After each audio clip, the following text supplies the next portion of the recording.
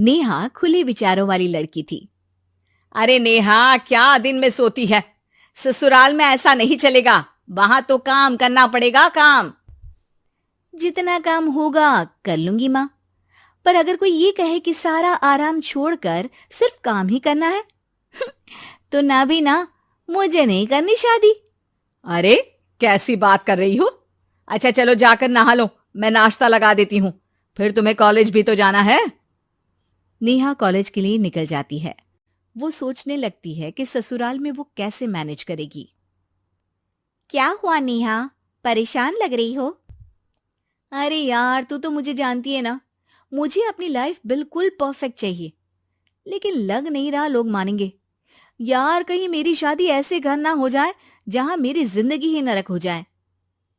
अरे मैंने ना कल एक इंग्लिश फिल्म देखी थी, उसमें भी कुछ ऐसी ही समस्या थी हीरोइन की। अच्छा, तो फिर क्या किया उसने?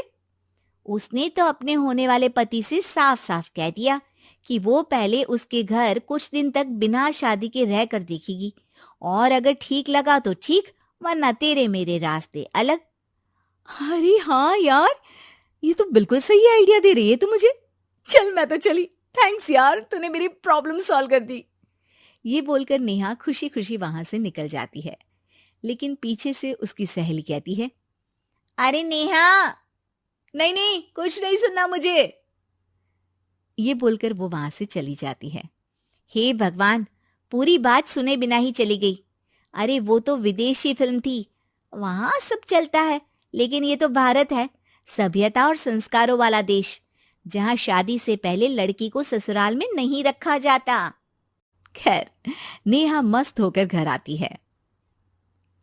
नेहा, कल तुझे लड़के वाले देखने आने वाले हैं, और हाँ, इस बार कोई बहाना नहीं चलेगा। हाँ हाँ, आने दो आने दो, मैं तैयार हूं शादी के लिए। अगले दिन लड़के वाले आते हैं, जहां लड़का कहता है, मुझे अकेले में लड़की से कुछ पूछना है। हाँ हाँ, क्यों नहीं बेटा, जाओ नेहा, घर तो दिखा दो इन्हें। नेहा भी खुश हो जाती है कि उसे मौका मिल गया है लड़के से अपनी शर्त रखने का। देखो, मुझे ना शादी से बहुत डर लगता है, पता नहीं कैसी लड़की आए, तालमेल बना पाए कि नहीं मेरे परिवार से। मैंने कई घरों में रोज का क्लेश होते देखा है। तुमने तो मेरे दिल की बात कर दी। मैं भी यही सोच रही थी कि भाई सास तो अच्छी होनी चाहिए, पति सपोर्ट करे ना करे, रहना तो पूरे दिन सास के साथ है। लेकिन मेरे पास ना इसके लिए एक बहुत अच्छा आइडिया है। अच्छा, कैसा आइडिया? क्यों ना शादी के पहले मैं कुछ दिनों तक तुम्हारे घर आकर रह लूं, तुम लोग मुझे समझ लेना, मैं तुम लोगों को समझ लूंगी। ठीक लगा तो शादी, वरना टाटा बाय बाय। क्यों? लड़के को नेहा की बात में दम लगता है। वो घर के सभी लोगों के सामने नेहा की बात रखता है। अरे पागल हो गई है क्या? ये कैसी शर्त है? अरे शादी से पहले मैं क्यों तुझे किसी और के घर भेजूंगी रहने? अरे लड़की के ख्याल तो 20 साल आगे के हैं, इतनी भी खुले विचारों वाली लड़की नहीं चाहिए हमें। अरे माँ, क्या बुरा और गलत बोल रही है ये? रहना तो हम दोनों का है ना, कल को कोई परेशानी आई तो तुम सब तो ये बोलकर निकल जाओगे कि जिंदगी तुम लोगों को ही निभानी है, तुम लोगों को जो करना है करो। तब क्या करूंगा बताओ? सबके समझाने पर वो लोग मान जाते हैं। वाह, मैं 2-3 दिनों में पैकिंग कर लूंगी, तो आकर मुझे ले जाना। और नेहा पहुंच जाती है विशाल के घर। आओ आओ, ये रहा तुम्हारा कमरा। इस घर में तुम एज अ गेस्ट रहो, लेकिन माँ तुम्हें बहू की तरह ही ट्रीट करेंगी, और तुम भी उन्हें सास की तरह ही रखना। बस फिर क्या था, शुरू हो जाता है लिव इन सास बहू का ड्रामा। अरे चाय तो बना दे बहू।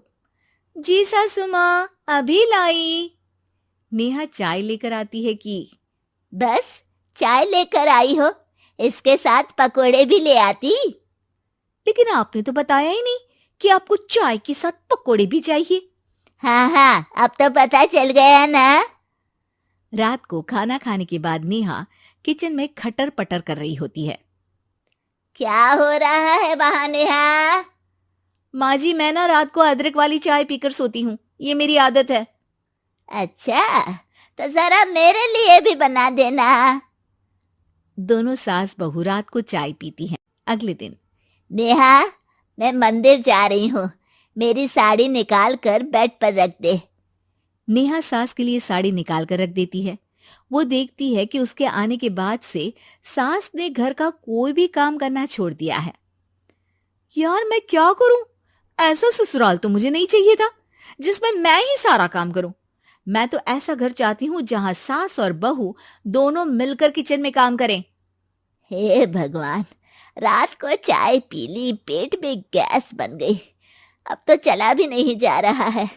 मुझे तो ऐसी बहू चाहिए जो हेल्थ के प्रति कॉन्शियस हो, क्योंकि वो ठीक रहेगी तभी तो मैं ठीक रहूंगी।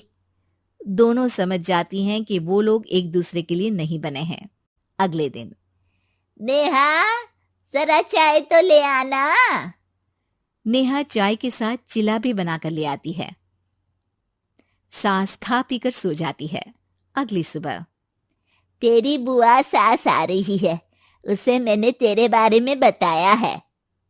तभी वहां गंवार से एक महिला आ जाती है। चलो यहां से निकलो, कुछ नहीं है खाने के लिए, जाओ। ए नेहा, तमीज से बात करो, ये मेरी ननद यानी आशीष की बुआ है। हाय रे दैया, इतनी आकड़ वाली लड़की!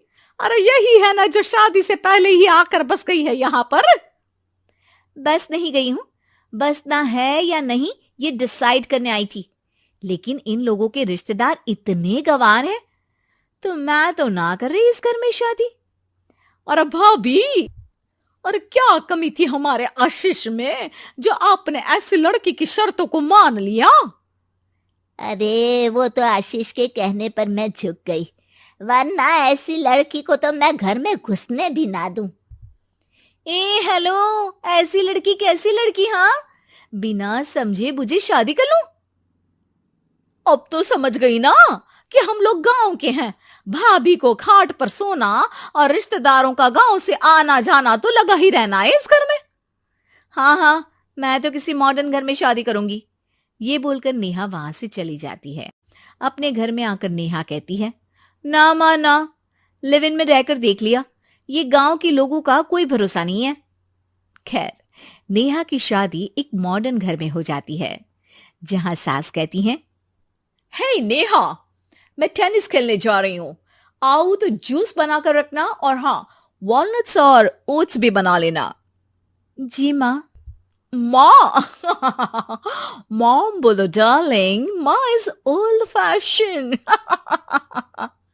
बेचारी नेहा सर पर हाथ रख लेती है। हे भगवान, ये सास तो सास ही होती है, गांव की हो या शहर की।